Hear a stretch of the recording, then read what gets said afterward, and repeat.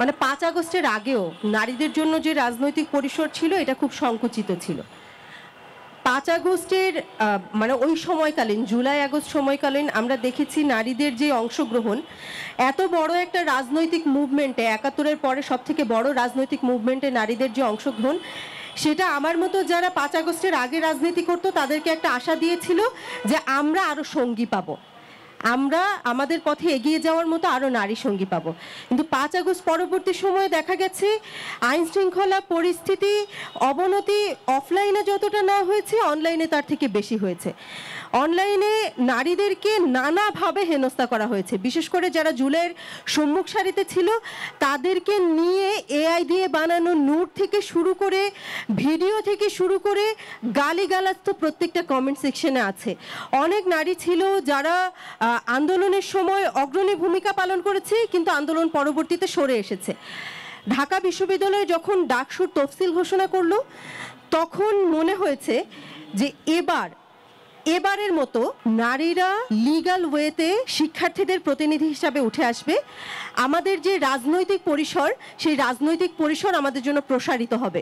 ওই সংকুচিত অল্প কয়েকজন মানুষের ভিতরে আমাদের আর মানে একসাথে ওই অল্প কয়েকজন মানুষের ভিতরে বিচরণটা আর করতে হবে না। কিন্তু দেখা গেছে ডাকসুর তফসিল ঘোষণার পরপরই যখন নারীরা প্রার্থিতা ঘোষণা করা শুরু করেছে যে আমি প্রার্থী হতে চাই বা একদম লিগালি যখন মনোনয়ন তুলে তারা প্রার্থিতা ঘোষণা করা শুরু করেছে, অনেক মহল থেকে নারীদেরকে বিভিন্নভাবে ট্যাগ দেওয়া থেকে শুরু করে গালি।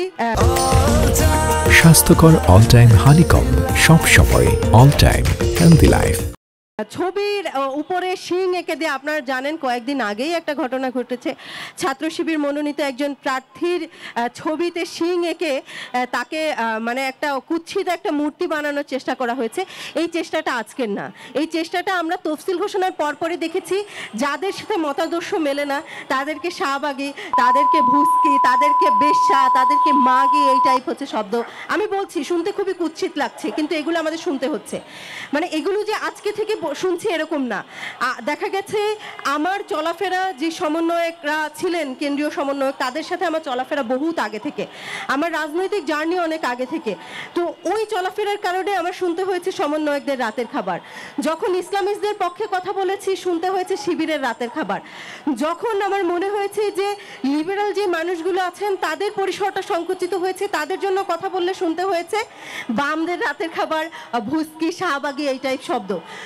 ডাকসু নির্বাচনে প্রার্থিতা ঘোষণা করার পরেও বিভিন্ন যে নিউজ থাকে নিউজের কমেন্ট বক্সে যেই ধরনের মন্তব্য আমাদের নিয়ে করা হয় সেগুলো একটা প্রার্থীর মোরাল ডাউন করে দেওয়ার জন্য যথেষ্ট। এরপরে নারী প্রার্থীদের তো মানে আরও মানে এই যে সাইবার বুলিং এটা বাদেও তাদের যে হচ্ছে পরিসর সংকুচিত হওয়া এটার জন্য আরও অনেক প্রভাবক আছে।